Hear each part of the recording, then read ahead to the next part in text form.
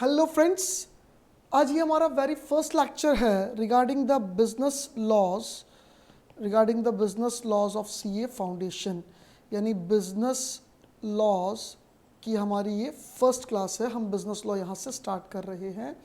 देखो, मैं पहले क्लियर कर दूँ, जहाँ तक लॉ की बात है थ्योरेटिकल है, लेकिन ये कंसेप्चुअल थियोरी है। हर लाइन का अपना एक डीप मीनिंग होगा, डिटेल में उसको हमें समझना पड़ सकता है। बहुत सी बार एक छोटे छोटे वर्ड को भी हमें बहुत डिटेल में जाना पड़ सकता है और हर लाइन को हमें प्रॉपरली इंटरप्रेट करना पड़ेगा। इंटरप्रिटेशन बहुत इंपॉर्टेंट पार्ट है लॉ के अंदर। जब तक आप लॉ का इंटरप्रिटेशन नहीं कर पाओगे प्रॉपरली, केस लॉज तो करना नामुमकिन है। केस लॉज नहीं समझ पाओगे तो हम क्या करेंगे, एकदम प्रेम से एक एक लाइन को डिस्कस करेंगे। जो जो इंपॉर्टेंट लाइन है उसका पूरा इंटरप्रिटेशन करेंगे, उसका मतलब समझेंगे और चैप्टर्स खत्म करके हम फिर बहुत सारे केस लॉज भी डिस्कस कर लेंगे जो एग्जाम में हमारे सामने आ सकते हैं। ऐसे केस स्टडीज़ हम लोग क्या करेंगे, बहुत सारे सॉल्व कर लेंगे कि एग्जाम में जब पेपर आए तो हमको ऐसा ना लगे कि यार ये तो शायद कुछ नया है। नहीं, हम बहुत डिस्कस कर चुके, हम बहुत स्टडी कर चुके होंगे, तो बहुत कुछ नया आपको लगेगा ही नहीं। ऐसा लगेगा यार ये तो हमने केस लॉ सॉल्व किया था, हाँ ये तो वही है यार हमने सॉल्व किया था, ये वाला फील आना चाहिए। बट केस स्टडी सॉल्व कर सके उससे पहले हमें लॉ को, जो कि कंसेप्चुअल थ्योरी है, उसको बहुत डिटेल में एंड विद प्रॉपर इंटरप्रिटेशन पढ़ना पड़ेगा। अगर हम हमारे सिलेबस की बात करें कि हमारे सिलेबस में क्या क्या है, तो हमारे पास सबसे फर्स्ट चैप्टर है द इंडियन कॉन्ट्रैक्ट एक्ट 1872।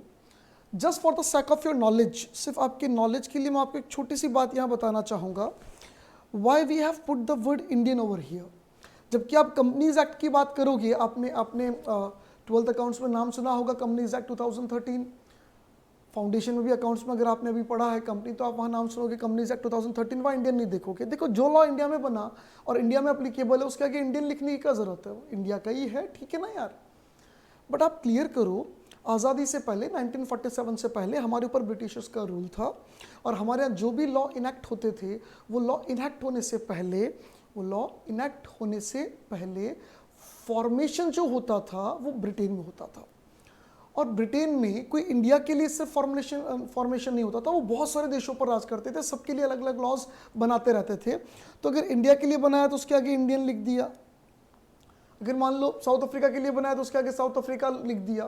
तो जिस देश के लिए वो बनाते थे उस कंट्री का नाम आगे पुट कर दिया करते थे। सेकंड हमें यहाँ पढ़ना है sales of goods act 1930। Third हम डिस्कस करेंगे पार्टनरशिप एक्ट के बारे में 1932, फिर लिमिटेड लायबिलिटी पार्टनरशिप 2008 और लास्ट कंपनीज एक्ट का एक बहुत ही छोटा सा इंट्रोडक्शन दे रखा है। बहुत बहुत बड़ा लॉ है, बहुत डिटेल में है। आपके सामने तो इंट्रोडक्टरी पार्ट है सिर्फ 2013। ये 5 लॉ हमको डिस्कस करने हैं, जिसमें मैं आपको क्लियर कर दूं, सबसे बड़ा जो चैप्टर आपके सिलेबस में होने वाला है, मतलब आपके सिलेबस के अंदर जिसमें सबसे ज़्यादा कंटेंट आपको पढ़ना, that is the very first chapter, the Indian contract act 1872। इसमें in totality we will have 6 units, हमारे पास 6 यूनिट्स होंगे। फिर sales of goods act, partnership act, इनमें भी हमारे पास 4 और 3 यूनिट्स होंगे। ये हमारे पास मतलब एक सिंपल चैप्टर के जैसे होगा, उसमें कोई यूनिट्स या सब पार्ट्स नहीं होंगे। ये हमारा सिलेबस है। वापस मैं क्लियर कर रहा हूँ, कंसेप्चुअल थियरी है, सिर्फ रट्टा मारने से नहीं चलेगा। हमें हर कंसेप्ट को इंटरप्रेट करना पड़ेगा, प्रॉपरली अंडरस्टैंड करना पड़ेगा, तो ही एग्जाम में हम अच्छा स्कोर कर सकते हैं, क्योंकि एग्जाम में केस स्टडीज़ का वेटेज काफ़ी अच्छा रहता है। ठीक है, तो अब हम एक बार स्टार्ट करते हैं फर्स्ट चैप्टर के साथ, इंडियन कॉन्ट्रैक्ट एक्ट के साथ। कुछ बेसिक बातें भी कर लेते हैं और इंडियन कॉन्ट्रैक्ट एक्ट को भी समझ लेते हैं। पहले मैं आपको एक सिंपल चीज़ बता दूं, व्हाट इज लॉ। लॉ क्या होता है, इसकी एक डेफिनेशन किसी एक बहुत ही इंटेलिजेंट व्यक्ति ने दी है, कोडिफिकेशन ऑफ कॉमन सेंस। यानी जो कॉमन सेंस है, जो सामान्य बात है। जैसे मान लो मिस्टर ए ने मिस्टर बी को एक थप्पड़ मारा, कोई ए था, उसने बी को एक थप्पड़ मारा। लॉ, कोर्ट, पार्लियामेंट, प्रेसिडेंट, सबको साइड करो साहब, कुछ नहीं है, आप सबको साइड करो, कोई पुलिस नहीं है, कोई कोर्ट नहीं है, आप एक बार सबको साइड करो। अब अपने कॉमन सेंस से बताओ, अगर ए ने बी को थप्पड़ मारा तो गलत किया कि नहीं किया? कोई भी एक व्यक्ति दूसरे व्यक्ति को थप्पड़ मारता तो गलत करता है कि नहीं करता? ऑब्वियसली गलत करता है। जिस व्यक्ति ने गलत किया है उसको वापस उस गलती के लिए सजा मिलनी चाहिए कि नहीं मिलनी चाहिए? चाहे फाइनेंशियल पेनल्टी दे, चाहे उसको वापस थप्पड़ मारे, चाहे ज्यादा सजा दे, कैसे भी दे, लेकिन जिस व्यक्ति ने गलती की है उसको सजा मिलनी चाहिए नहीं मिलनी चाहिए? मिलनी चाहिए ना। मैं कह रहा हूं लॉ गया भाड़ में, आपने कोई लॉ आज तक नहीं पढ़ा, पुलिस सबको साइड कर दो, भाड़ में गया मतलब सबको साइड कर दो। एकदम एक सामान्य व्यक्ति की जैसे सोचो कि बचपन में जब हम 4-5 साल 6 साल के भी थे तो भी अगर एक हमको कोई थप्पड़ मार देता था तो मम्मी को बोलते थे मम्मी इसने थप्पड़ मारी, नहीं मम्मी इसने थप्पड़ मारी, आप इसको है ना, इसको आप वापस मारो, नहीं तो करते थे ना अपन। उस समय लॉ थोड़ी समझते थे, पुलिस थोड़ी समझते थे, कोर्ट थोड़ी समझते थे। कॉमन सेंस ये कहता था कि इसने गलती की, इसको सजा मिलनी चाहिए। हमसे गलती से कोई चीज खराब हो जाती थी, कुछ गलती हो जाती थी तो हम डर के रहते थे, यार आज तो मम्मी डांटेगी। कॉमन सेंस की गलती हुई है तो हमको पेनल्टी मिलने वाली है, हमको सजा मिलने वाली है। यही कॉमन सेंस जब कोडिफाई हो जाता है, मतलब जो अप्रोप्रिएट अथॉरिटी है वो उसका फॉर्मेशन करती है, और उसके बाद जो अल्टीमेट अथॉरिटी है यानी हमारा पार्लियामेंट, वो उसको एक्सेप्ट कर लेती है कि हाँ इस देश पे अब ये लगेगा। जहां तक आजादी से पहले की बात है, इंडियन पार्लियामेंट में ही लॉ पास होते थे, लेकिन वो इंपीरियल लेजिस्लेटिव काउंसिल होता था। मतलब जो हमारी पार्लियामेंट थी वो इंपीरियल पार्लियामेंट थी, उसमें जो वाइसरॉय बैठता था वो ब्रिटेन की क्वीन से डायरेक्टली अपॉइंट होकर आता था, सीधा सीधा उस राज्य से चलता था। ठीक है, तो आप समझ लें कि पार्लियामेंट तो उस समय भी इंडियन ही थी, लेकिन that was not Indian parliament, हम उसको बोलते थे imperial legislative council, Indian imperial legislative council, और अब हम उसको बोलते हैं पार्लियामेंट। पार्लियामेंट तो इंडिया की थी, वो राज गोरे करते थे। तो पहले उसका फॉर्मेशन होता है और फिर उसको जैसे एक्सेप्ट कर लिया जाता है, कोडिफिकेशन करना यानी उसको प्रॉपर लैंग्वेज के साथ फॉर्मेट में लेकर आना, उसका फॉर्मेशन करना, और फिर जैसे ही वो पार्लियामेंट में पास हो जाता है वो क्या बन जाता है? लॉ बन जाता है। वो क्या बन जाता है? लॉ बन जाता है। तो हमको लॉ के लिए कॉमन बात तो समझ में आ गई कि भैया it is codification of common sense. आप समझो, हम हमेशा से उदार हृदय वाले यानी बहुत सॉफ्ट हार्टेड पर्सन रहे। हमें ऐसा लगता है कि अगर किसी एक व्यक्ति ने थप्पड़ मारी है तो उसको एक बार डांट के समझा दो, या एक बार प्यार से समझा दो, अगली बार डांट के समझा दो, नहीं मारने तो थप्पड़ मार दो। और जो अरेबियंस थे उनका कॉमन सेंस हमेशा से एक्सट्रीम था। ठीक है ना, अलग अलग लोकेलिटी, अलग अलग सोसाइटी का कॉमन सेंस अलग अलग हो सकता है, उनका कॉमन सेंस हमेशा से एक्सट्रीम था। उनका कॉमन सेंस क्या था? थप्पड़ मारिए, हाथ काट दो साले का, फिर थप्पड़ कैसे मारेगा? और ये नहीं फिर कोई दूसरा भी थप्पड़ नहीं मारेगा, हाथ कटा हुआ देखेगा ना तो सबकी अक्ल ठिकाने आ जाएगी कि साहब थप्पड़ नहीं मारना, हाथ कट जाता है। तो वहां के जो लॉ भी है वो थोड़े से स्ट्रिक्ट है, क्योंकि वहां का कॉमन सेंस भी हमेशा से एक्सट्रीम रहा इसीलिए, और हमारे यहाँ कॉमन सेंस सॉफ्ट हार्टेड रहा तो हमारे लॉ भी काफ़ी सॉफ्ट है कंपैरेटिवली। अगर हम इंडियन कॉन्ट्रैक्ट एक्ट की बात करें, यार एक तो ये बार बार ब्रश चल जाता है, दी इंडियन कॉन्ट्रैक्ट एक्ट 1872 की बात करें अगर हम, तो सबसे पहले आप ये समझ लीजिए कि what is contract. Basically contract क्या होता है, मैं एकदम एक सिंपल बता रहा हूँ ना, लॉ की भाषा में अपन नेक्स्ट क्लास से बात करेंगे, क्या तो इंट्रोडक्टरी बात कर रहा हूँ मैं।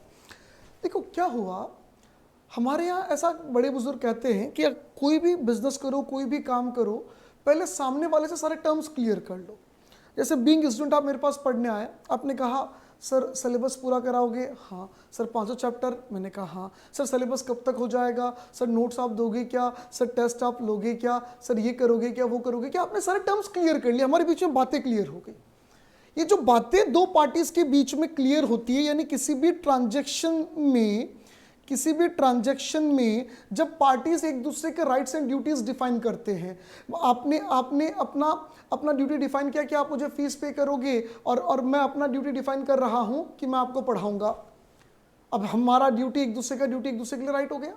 मेरा ड्यूटी आपके पास अधिकार है और आपकी जो ड्यूटी है फीस पे करने की मेरे पास राइट है, I can claim fees from you. अब समझे ना, जब कोई भी ट्रांजेक्शन होता है, क्लियर कर लें वापस, हम यहाँ सोशल ट्रांजैक्शन की बात नहीं करेंगे, तू मेरे घर पे खाना खाने आना, नहीं, हम यहाँ बिजनेस ट्रांजैक्शन की बात करेंगे। बिजनेस का मतलब ये नहीं कि बिजनेस दो बिजनेसमैन ही हो, बिजनेस का मतलब जो इकोनॉमिक ट्रांजैक्शन होंगे जिनका नॉन सोशल मोटिव होगा उनको हम यहाँ कह रहे हैं बिजनेस ट्रांजैक्शन।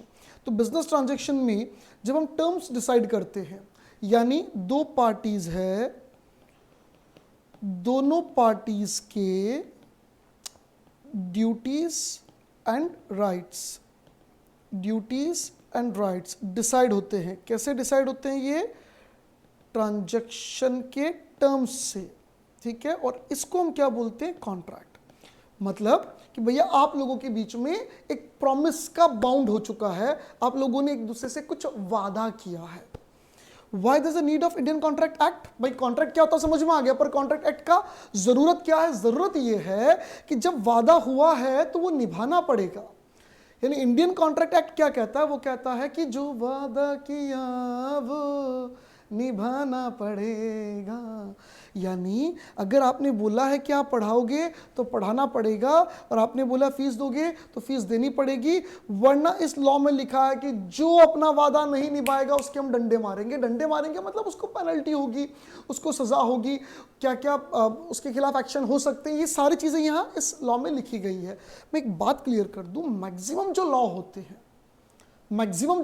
हैं उन लॉज के अंदर, मैक्सिमम लॉज के अंदर राइट्स एंड ड्यूटीज डिफाइंड होती है। राइट्स एंड ड्यूटीज डिफाइंड होती है कि ये आपका अधिकार है। जैसे रोड का भी अगर एक्ट बना हुआ है तो उसमें लिखा हुआ है आपको लेफ्ट हैंड साइड व्हीकल चलाना है, ये आपका अधिकार है, आप लेफ्ट हैंड साइड चला सकते हैं, ठीक है ना। लेकिन कॉन्ट्रैक्ट एक्ट एक ऐसा एक्ट है जिसमें राइट्स एंड ड्यूटीज की बात नहीं करता। वो कहता है rights and duties parties decide करो, जो पार्टीज कॉन्ट्रैक्ट कर रही है वो डिसाइड करो। आपकी जो जरूरत है, आपको जो ट्रांजैक्शन करना है, उसकी जो रिक्वायरमेंट है उसके अनुसार आप अपनी राइट्स एंड ड्यूटीज डिसाइड करो। हम उंगली नहीं करेंगे, हम सिर्फ इस बात का ध्यान रखेंगे कि जो राइट्स एंड ड्यूटीज आप लोगों ने आपस में डिसाइड किए हैं उनको आप पूरा कर रहे हो कि नहीं कर रहे हो, और अगर कोई पार्टी पूरा नहीं करती तो उसके खिलाफ क्या क्या एक्शंस लिए जा सकते हैं, दैट वी विल डिस्कस। हम उसकी बात करेंगे, हम उस चीज की बात नहीं करेंगे कि राइट्स एंड ड्यूटीज क्या है। यार आप पढ़ने आए, राइट्स एंड ड्यूटीज अलग हो सकते हैं, आप किसी दुकान पे टॉफी खरीदने के राइट्स एंड ड्यूटीज अलग हो सकते हैं, दो बिजनेसमैन आपस में बात कर रहे हैं, ट्रांसफर ऑफ सर्विस का राइट्स एंड ड्यूटीज अलग हो सकते हैं। अलग अलग चीजों पे अलग अलग राइट्स एंड ड्यूटीज हो सकते हैं। एम्प्लॉयमेंट में मैंने किसी को रखा, कॉन्ट्रैक्ट एक तरीके का एम्प्लॉयमेंट भी, तो राइट्स एंड ड्यूटीज अलग हो सकते हैं। तो यहां पे rights and duties law basically define नहीं करता। लॉ बेसिकली बात करता है कि जो राइट्स एंड ड्यूटीज आप लोगों ने आपस में कॉन्ट्रैक्ट के टर्म्स में ट्रांजैक्शन को पूरा करने के जो आपने टर्म्स डिसाइड किए, उसमें जो राइट्स एंड ड्यूटीज डिसाइड किए उनको पूरा करना है। अगर पूरा नहीं किया तो कॉन्ट्रैक्ट एक्ट में वो प्रोविजंस हैं जो बात करते हैं कि टर्म्स पूरा नहीं करने पर क्या किया जा सकता है, क्या हो सकता है। तो यहां तक हमको समझ में आया कि कॉन्ट्रैक्ट क्या होता है। कोई भी बिजनेस ट्रांजैक्शन दो पार्टीज के बीच में हो रहा है, उसके जो टर्म्स डिसाइड किए गए हैं वो बेसिकली कॉन्ट्रैक्ट है, और उन टर्म्स को पूरा किया गया नहीं किया गया, अगर वो पूरा ना करे तो क्या लीगल एक्शंस हो सकते हैं, वो सारी बातें लिखी गई है इंडियन कॉन्ट्रैक्ट एक्ट में। मैं आपको यहाँ पे दो तीन छोटी छोटी चीज़ें क्लियर कर दूँ। कॉन्ट्रैक्ट्स बहुत सारे तरीके के होते हैं। कॉन्ट्रैक्ट जो हैं वो बहुत तरीके के होते हैं। जो हमारा कॉन्ट्रैक्ट एक्ट है, ये चैप्टर जो हमारा कॉन्ट्रैक्ट एक्ट है, ये बेसिकली बात करता है जनरल कॉन्ट्रैक्ट्स की। ये किसकी बात करता है? जनरल कॉन्ट्रैक्ट्स की। अब समझो, अगर आप गुड्स बेच रहे हो तो दो पार्टीज आपस में कॉन्ट्रैक्ट तो कर रही है। ये कह रही है मैं आपको गुड्स दूंगी, ये कह रही है मैं आपको पैसा दूंगी, तो गुड्स बेचना भी अपने आप में कॉन्ट्रैक्ट है। पार्टनरशिप में बिजनेस करना भी कॉन्ट्रैक्ट है। आप चार दोस्त बैठे, पार्टनरशिप में बिजनेस करने का विचार किया। देखो, एक ने बोला यार देख यार मेरे पास तो पैसे तो कम है पर आइडिया मैं मेहनत कर लूंगा, और देख वैसे भी अपने ग्रुप में ये सेट है, इसके पास पैसा ये लगा देगा। आप लोग आपस में क्या कर रहे हो? टर्म से तो डिसाइड कर रहे हो कि कौन कितना पैसा लगाएगा, कौन कितना वर्किंग करेगा, जब प्रॉफिट्स कमाएंगे तो कैसे डिस्ट्रीब्यूट करेंगे, लॉस हुआ तो हम क्या करेंगे, अगर कोई मेजर डिसीजन बिजनेस में लेना पड़ा, आगे किसी नए को पार्टनरशिप में ऐड करना, कुछ भी करना, तो वो कैसे होगा। यानी even sales of goods act is sales of goods is a contract act, तो ठीक है, अलग से बना हुआ है। Partnership is a contract. Sale of property, property बेचना कॉन्ट्रैक्ट है। मैं आपको अपनी जमीन बेच रहा हूं, हालांकि गरीब आदमी है नहीं, लेकिन मान लो अगर मैं आपको प्रॉपर्टी बेच रहा हूं, ये भी कॉन्ट्रैक्ट है। फिर मैं बोल रहा हूँ मेरे पास वहाँ प्लॉट है, मेरे पास वहाँ प्रॉपर्टी, मैं आपको बेचना चाहता हूँ, would you like to buy? आपने कहा हम खरीदेंगे, हमारे बीच में टर्म्स एंड कंडीशंस डिसाइड हो गए, एक ट्रांजैक्शन हो रहा है, बिजनेस ट्रांजैक्शन हो रहा है ना। मैंने कहा बिजनेस मतलब जो सोशल नहीं हो, जिसमें मॉनेटरी इन्वॉल्वमेंट हो, जरूरी नहीं कि कैश का ही इन्वॉल्वमेंट हो, मनी का इन्वॉल्वमेंट हो, पर ठीक है फाइनेंशियल टर्म्स कहीं ना कहीं उसमें आ रहे हो, एक दूसरे पार्टीज का एक इंटरेस्ट उसमें इन्वॉल्व हो नॉन सोशल तरीके से, उसको हम बिजनेस ट्रांजैक्शन बोल देते हैं। तो यहाँ इन्वॉल्व है, मैं मेरी प्रॉपर्टी में आपको दूंगा, बदले में मुझे कैश दोगे, या मैंने बोला एक्सचेंज ऑफ प्रॉपर्टी कर लेते हैं, मेरा वहाँ एक प्लॉट है, आपका वहाँ एक प्लॉट है, मुझे वहाँ वाला चाहिए, आप यहाँ वाला ले लो, चलो हम लोगों ने एक्सचेंज के लिए एक एग्रीमेंट बना लिया, कॉन्ट्रैक्ट कर लिया। तो sale of property, transfer of property भी कॉन्ट्रैक्ट हो सकता है। प्रॉमिसरी नोट, आपने bills of exchange and promissory note accounts में नाम सुना होगा, bills of exchange and promissory note, ये भी कॉन्ट्रैक्ट है। आई प्रॉमिस टू पे, मैं प्रॉमिस करता हूं आपको पे करने का, तो हमारे बीच में ट्रांजैक्शन हो रहा है, उसमें मेरी ड्यूटी, आपका अधिकार है कि आप मेरे से पैसा मांग सकते हो, मैंने आपको प्रॉमिस किया। बिल ऑफ एक्सचेंज में उल्टा अधिकार हो जाता है, जो लिखता है उसको अधिकार होता है रिसीव करने का, और जो एक्सेप्ट करता है उसको पे करना है। अब समझो गुड्स बेचना भी एक कॉन्ट्रैक्ट है, पार्टनरशिप में बिजनेस करना भी आपस में पार्टनर्स के बीच में एक कॉन्ट्रैक्ट है, प्रॉपर्टी ट्रांसफर करना भी आपस में कॉन्ट्रैक्ट है, और बिल ऑफ एक्सचेंज या हम जिसको प्रॉमिसरी नोट वगैरह बोलते हैं, ये भी आपस में क्या एक कॉन्ट्रैक्ट है। लेकिन इन सारे कॉन्ट्रैक्ट्स के लिए अलग अलग एक्ट बने हुए हैं, मैं आपको एक एक करके बताऊं। तो सेल्स ऑफ गुड्स के लिए सेल्स ऑफ गुड्स एक्ट अलग से बना हुआ है, पार्टनरशिप बिजनेस के लिए पार्टनरशिप एक्ट अलग से बना हुआ है, सेल ऑफ प्रॉपर्टी के लिए ट्रांसफर ऑफ प्रॉपर्टीज एक्ट, टोपा बोलते हैं, ट्रांसफर ऑफ प्रॉपर्टीज एक्ट अलग से बना हुआ है। और जहां तक बिल्स ऑफ एक्सचेंज वगैरह की बात है, इनके लिए negotiable instrument act 1882 yes, negotiable instrument act 1882 भी अलग से बना हुआ है।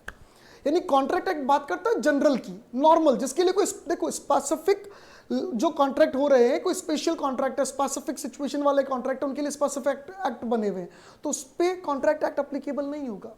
अगर 4 जने पार्टनरशिप के लिए बात कर रहे हैं, पार्टनरशिप के लिए एग्रीमेंट कर रहे हैं, तो वहां पर पार्टनरशिप एक्ट लगेगा, वहां पर पार्टनरशिप एक्ट लगेगा, वहां कॉन्ट्रैक्ट एक्ट नहीं लगेगा।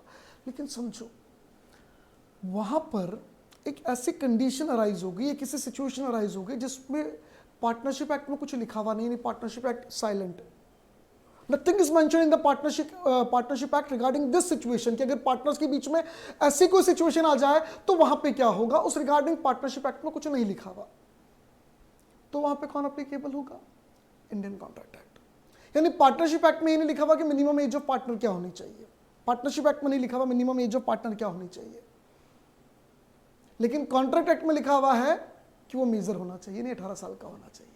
तो पार्टनरशिप एक्ट अगर साइलेंट है पार्टनर की एज को लेकर, लेकिन हमको पता है पार्टनर्स के बीच में हो क्या रहा है, कॉन्ट्रैक्ट हो रहा है, तो जब पार्टनरशिप एक्ट साइलेंट है तो वहां क्या लग जाएगा? कॉन्ट्रैक्ट एक्ट लग जाएगा। और कॉन्ट्रैक्ट एक्ट क्या कहता है कि एज कितनी होनी चाहिए? 18 साल होनी चाहिए। ऐसे sales of goods act, transfer of properties act, जो भी स्पेसिफिक कॉन्ट्रैक्ट्स के लिए स्पेसिफिक एक्ट बहुत सारे जो बने हुए, वो अगर साइलेंट है तो वहां पे कॉन्ट्रैक्ट एक्ट लगेगा। और अगर कोई एक ऐसा कॉन्ट्रैक्ट हो रहा है, कोई ऐसा कॉन्ट्रैक्ट हो रहा है जिसके लिए कोई स्पेसिफिक एक्ट नहीं है, तो वहां पर कॉन्ट्रैक्ट एक्ट लग जाएगा। यानी मैंने आपको बोला कि यार तू एक काम कर, ये 100 रुपये पकड़ मार्केट से, तू मेरे को एक पिज़्ज़ा ला दे, पिज़्ज़ा लाके तू मुझे देगा, दुकान मैंने शॉप बता दी, शॉप से लाके देना है, तो भाई पिज़्ज़ा लाके देगा, तो एक स्लाइस पिज़्ज़ा की तेरी।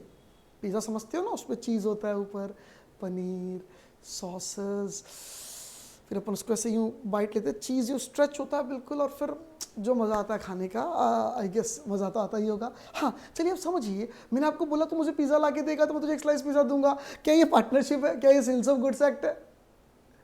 क्या यहाँ पे हम कोई bills of exchange promissory note लिख रहे हैं? नहीं। तो ये स्पेसिफिक सिचुएशन नहीं, जनरल कॉन्ट्रैक्ट है, यहाँ कॉन्ट्रैक्ट एक्ट अप्लीकेबल हो जाएगा। तो जहाँ कोई स्पेसिफिक एक्ट नहीं है वहाँ कॉन्ट्रैक्ट एक्ट, जहाँ कोई स्पेसिफिक एक्ट है वहां पर स्पेसिफिक एक्ट के साइलेंट होने पर, यानी स्पेसिफिक एक्ट में अगर कोई बात नहीं लिखी किसी सिचुएशन पर, तो वहां कौन लगेगा? कॉन्ट्रैक्ट एक्ट लगेगा। अब एक और सामान्य बात मैं आपको बता दूं, मैंने कहा पहले ये इंट्रोडक्शन का हमारा क्लास है, इंट्रोडक्टरी बात हम कर रहे हैं इस क्लास में, प्रॉपर लॉ तो मैं नेक्स्ट से स्टार्ट करूंगा, पर यहाँ कुछ इंपॉर्टेंट बातें अपन समझ रहे हैं। देखो, जो भी एक्ट लिखा जाता है हमेशा पॉइंट्स में डिवाइडेड होता है। हम एग्जाम में आंसर भी लिखते हैं ना, तो टीचर कहता है पैराग्राफ क्या भर दिया, समझ नहीं आ रहा कहाँ क्या लिखा हुआ, पॉइंट्स में लिखो। पॉइंट्स में लिखने का फायदा क्या? रेफरेंस इजी हो जाती है। पॉइंट्स में लिखने का फायदा क्या? रेफरेंस इजी हो जाता है। 3rd पॉइंट में ये बात लिखी हुई है, 6th पॉइंट में ये बात लिखी हुई है, एग्जाम में भी जब हम आंसर लिखते हैं पॉइंट्स में तो रेफरेंस इजी हो जाता है ना कि भाई फर्स्ट पॉइंट में इसकी बात है, सेकंड में इसकी, थर्ड में इसकी।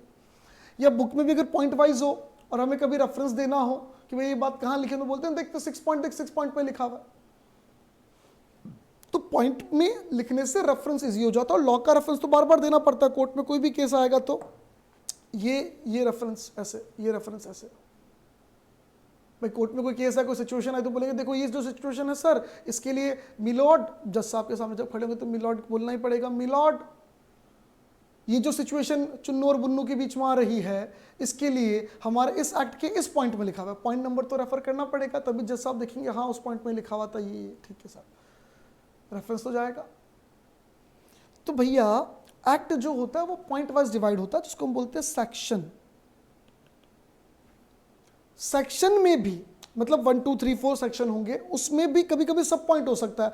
भैया फर्स्ट पॉइंट ये है, उसमें 2 बातें हैं, उसमें 3 बातें हैं। हमने बोला कि भैया फर्स्ट पॉइंट तो ये है लेकिन उसमें 3 चीजें कवर है, 3 बातें कवर है, तो वो जब टुकड़े होंगे उसके अंदर तो उसको हम बोलेंगे सब सेक्शन।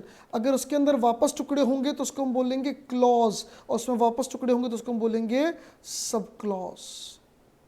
टुकड़ों पे टुकड़े, पॉइंट पे पॉइंट, यानी फर्स्ट पॉइंट में भी ए और बी 2 क्लॉज, 2 बातें आ रही तो 2 सब सेक्शन हो जाएंगे। उस ए सब सेक्शन में भी एक बात और है, 2 बात और है तो क्लॉज हो जाएगा, टुकड़ों में होता है। क्लियर करना, जनरली हर लॉ का जो फर्स्ट सेक्शन होता है वो ये बताता है, जो फर्स्ट सेक्शन होता है वो ये बताता है कि इस लॉ की एप्लीकेबिलिटी क्या है, नेम क्या है, यानी ये लॉ नाम क्या है। जैसे इंडियन कॉन्ट्रैक्ट एक्ट है तो सबसे पहला लाइन ये लिखा रहेगा, this act may be known as Indian contract act 1872। सबसे पहले उसका नाम लिखा रहेगा, भाई इसका नाम ये, इसका नामकरण हो गया। बच्चा पैदा होते सबसे पहले नाम रखते हैं ना, नहीं तो फिर कैसे बुलाएंगे, तू इधर आ, तू इधर आ, तू इधर आ, कौन सा वाला, बहुत सारे बच्चे हैं, कौन सा वाला इधर आ, तो इसलिए नाम रखना पड़ता है। फिर हम ये बताते हैं कि इसकी एप्लीकेबिलिटी क्या है, मतलब किस डेट से एप्लीकेबल हुआ और कहाँ का एप्लीकेबल होता है। क्या पूरा इंडिया में एप्लीकेबल होता है, जैसे पहले इंडियन कॉन्ट्रैक्ट एक्ट था तो Indian contract act was applying to whole India except the state of Jammu and Kashmir, अभी इशू नहीं रहा। जैसे कोई बैंकिंग रेगुलेशन को लेकर एक्ट बना है तो it will applies to all the banks of India, banks पर लगेगा। कोई नॉन बैंकिंग फाइनेंशियल कॉर्पोरेशन है, कोई LIC वगैरह, तो उस पर नहीं लगेगा, बैंक्स पर लगेगा। तो उस पर लिखा रहता एप्लीकेबल किस पे होगा, पूरे एरिया पे होगा, किस किस तरह के ऑर्गेनाइजेशन पे होगा। जैसे companies act that will applies to companies not partnership firms, समझ रहे हो। तो उसकी इवन जैसे कुछ स्पेशल कंपनीज होती है, हम पढ़ेंगे बाद में देखेंगे, कुछ स्पेशल कंपनीज होती है जो स्टैट्यूटरी कंपनीज होती है, स्टैट्यूट के अंडर में डायरेक्टली बनती है, उस पर कंपनीज एक्ट भी नहीं एप्लीकेबल होता, उस पर कंपनीज एक्ट भी एप्लीकेबल नहीं होता, उसमें लिखा हुआ है सेक्शन 1 में कि नहीं लगेगा साहब ये। तो उसका एप्लीकेबिलिटी क्या, उसका नाम क्या है, फर्स्ट सेक्शन में रहता है। सेकंड सेक्शन में टर्म्स की डेफिनेशन रहती है, जो जो इंपॉर्टेंट वर्ड्स यूज होने वाले हैं, जो जो इंपॉर्टेंट वर्ड्स यूज होने वाले हैं उस लॉ के अंदर, उनकी बातें, उनकी डेफिनेशन रहती है। जैसे कॉन्ट्रैक्ट के अंदर कॉन्ट्रैक्ट की डेफिनेशन क्या होगी, इसमें एक ऑफर वर्ड आएगा, एक प्रॉमिस आएगा, एक एक्सेप्टेंस आएगा, इन सब की डेफिनेशंस क्या क्या होगी, वैलिड, वॉइड, बहुत सारे वर्ड्स आएंगे ऐसे, उनकी डेफिनेशंस दी हुई रहती है सेक्शन सेकंड में। और सिर्फ कॉन्ट्रैक्ट की बात नहीं कर रहा हूँ, हर लॉ में जो टर्म, जैसे अब कंपनी है तो प्रोमोटर कौन होता है, डायरेक्टर कौन होता है, बोर्ड ऑफ डायरेक्टर्स क्या होते हैं, शेयर्स क्या है, डिबेंचर्स क्या है, इन सब की डेफिनेशन सेक्शन 2 में। क्लियर करना, सेक्शन 2 कंटेन्स डेफिनेशंस ओनली, इसमें ओनली डेफिनेशंस होगी, पर ये जरूरी नहीं है कि सारी डेफिनेशन सेक्शन 2 में हो, सेक्शन 2 के अलावा कहीं और डेफिनेशंस हो सकती है। यानी सेक्शन 2 में सिर्फ डेफिनेशन ही होगी और कुछ नहीं होगा। पर अगर पूरे एक्ट में मान लो 100 डेफिनेशन, तो 100 की 100 टर्म्स, 100 अलग अलग टर्म्स यूज हो रही है, अलग अलग वर्ड्स यूज हो रहे हैं, अलग अलग हम टेक्निकल टर्म्स यूज करें तो टेक्निकल टर्म्स 100 के 100 सेक्शन 2 में डिफाइंड तो जरूरी नहीं है। आउट ऑफ 100 मान लो 90 सेक्शन 2 में डिफाइंड है और 10 कहीं और डिफाइंड है, तो इट इज पॉसिबल। तो सारी डेफिनेशन सेक्शन 2 में ही होगी, जरूरी नहीं है, कहीं और भी कुछ हो सकती है, लेकिन सेक्शन 2 में सिर्फ डेफिनेशन होगा। फिर सेक्शन 3 से हम धीरे धीरे आगे स्टार्ट करेंगे, हर बात को लेके आगे चलना स्टार्ट करेंगे। तो ये एक बेसिक चीज़ हम लोगों ने समझी कि सेक्शन वगैरह क्या होता है, एक्ट वगैरह क्या होता है। अगर मैं इंडियन कॉन्ट्रैक्ट एक्ट की ही बात करूं, इंडियन कॉन्ट्रैक्ट एक्ट, तो इसमें टोटल 269 सेक्शंस है, 269 सेक्शंस है, 1872 की बात कर रहा हूँ। सेक्शन 1 से लेकर 75 तक जनरल प्रिंसिपल्स हैं, जनरल प्रिंसिपल्स जो कॉन्ट्रैक्ट लॉ के लिए जो जनरल बातें हैं, जो जनरल प्रिंसिपल्स है वो हैं। 76 से लेके 123 तक सेल्स ऑफ गुड्स को लेकर जो कॉन्ट्रैक्ट होंगे उनकी बात कर रहा है। 124 से लेकर 238 तक ये बात करता है इंडैमनिटी कॉन्ट्रैक्ट, गारंटी कॉन्ट्रैक्ट, प्लेज गिरवी रखने का कॉन्ट्रैक्ट होता है, एक एजेंसी कॉन्ट्रैक्ट होता है उसकी बात करेगा, और ये बेलमेंट नाम का एक कॉन्ट्रैक्ट होता है उसकी बात करेगा। उसके बाद 239 से लेके आगे जो 269 तक जो भी है वो है पार्टनरशिप को लेकर। अब समझना, जब इनिशियली कॉन्ट्रैक्ट एक्ट बना तो जनरल प्रिंसिपल 75 तक लिए गए, उसके बाद कुछ प्रिंसिपल्स या कुछ प्रोविजन डाल दिए, कुछ सेक्शन डाल दिए हम लोगों ने, भैया गुड्स की सेल होने का कॉन्ट्रैक्ट होगा तो उस समय क्या क्या बात करेंगे उसको। फिर कुछ सेक्शन डाल दिए, इंडैमनिटी एक स्पेसिफिक कॉन्ट्रैक्ट होता है, गारंटी एक कॉन्ट्रैक्ट होता है, प्लेज, एजेंसी, बेलमेंट और पार्टनरशिप एक स्पेसिफिक कॉन्ट्रैक्ट होता है, उनके लिए डाल दिए। बाद में 1930 में इन सेक्शंस को ख़त्म कर दिया गया और सेल्स ऑफ गुड्स एक्ट के लिए अलग लॉ बन गया। उसके बाद 32 में इनको ख़त्म कर दिया और पार्टनरशिप के लिए अलग बन गया। ये जो हैं इंडैमनिटी, गारंटी, प्लेज, एजेंसी और बेलमेंट, ये ऐसे स्पेसिफिक कॉन्ट्रैक्ट्स हैं जिनके प्रोविज़न आज भी कॉन्ट्रैक्ट एक्ट में ही है। ये स्पेसिफिक कॉन्ट्रैक्ट्स है लेकिन प्रोविज़न आज भी कॉन्ट्रैक्ट एक्ट में ही है। बाकी जो स्पेसिफिक कॉन्ट्रैक्ट्स हैं उनके लिए स्पेसिफिक एक्ट मैक्सिमम सबके लिए बन चुके हैं, और जहाँ नहीं बने हैं वहाँ तो पूरा का पूरा अप्लीकेबल होगा ही होगा, कोई दिक्कत ही नहीं है। तो 1 से लेकर 75 ये बेसिक है। ये बेसिक जो है ये पार्टनरशिप एक्ट पे भी अगर साइलेंट है तो लग जाएगा, सेल्स ऑफ गुड्स अगर साइलेंट है तो वहाँ पे भी लग जाएगा, सब पे लग जाएगा। हमारे सिलेबस में सिर्फ ये 75 तक के ही सेक्शंस हमको देखने हैं, हमारे सिलेबस में सिर्फ यही देखने हैं, और यही हमारे 6 यूनिट्स में कवर्ड है। यानी 6 यूनिट पर हम 1 से लेकर 75 यूनिट को 1 से लेकर 75 सेक्शन को डिस्कस करने वाले हैं, बाकी हमारे सिलेबस का पार्ट नहीं है। चलिए दोस्तों, ये हमारा इंट्रोडक्टरी सेक्शन था। आज का सेक्शन इसलिए बोला क्योंकि हमारी जब लॉ सेक्शन में डिवाइड है तो हम क्लास भी सेक्शन में डिवाइड कर देते हैं ना, आज का फर्स्ट सेक्शन, कल का सेकंड। चलिए, तो इट वाज इंट्रोडक्टरी क्लास। कल का जो हमारा सेक्शन 2 होगा, मतलब सेकंड क्लास होगी, उसमें हम इंडियन कॉन्ट्रैक्ट एक्ट को स्पेसिफिकली स्टार्ट करेंगे। Thank you, bye bye.